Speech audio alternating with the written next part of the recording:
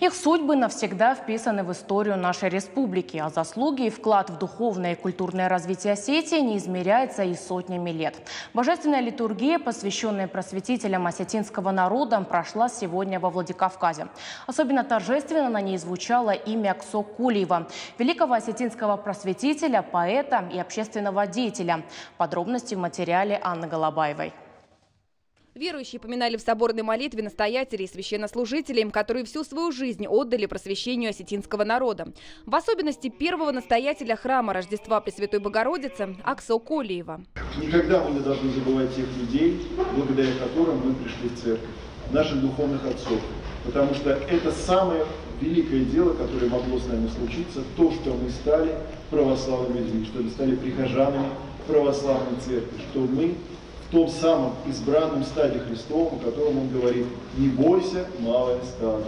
Божественная литургия прошла в храме Рождества Пресвятой Богородицы. Торжественную службу возглавил епископ Владикавказский Аланский Герасим. После у мемориальной доски отслужили панихиду и совершили чиносвящение. Протоиерея Александра, протоиерея Алексия, протоиерея Харалампия, протоиерея Мануила, протоиерея Никифа. Заслуги протоиерея Аксо Кулиева можно перечислять бесконечно. Он всегда трудился во благо народа. Благодаря его усилиям появились первые осетинские стихотворения, а многие богослужебные тексты зазвучали на родном языке. Среди них хвалебная песня Пресвятой Богородицы, Воскресение Христово и многие другие. Сегодня мало как-то об этом говорят, что Аксо был и первым поэтом, который писал на осетинском языке.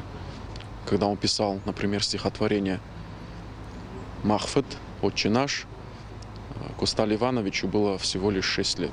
Выдающийся просветитель Осетии Аксо Кулиев внес весомый вклад в развитие народного образования. В 1862 году он открыл в своем доме первую начальную школу. С тех пор у девочек появилась возможность обучаться грамоте. Почтить память приехали не только представители старшего поколения, но и молодежь. Очень важно знать таких личностей, потому что только благодаря им, наверное, мы дошли до того времени, когда каждый прихожанин, каждый человек может просто прийти в храм и помолиться, вспомнить, чтить и никогда не забывать.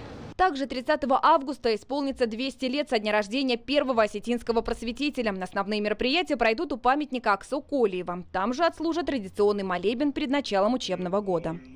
Анна Голобаева, Артур Гаглоев. Новости Осетии.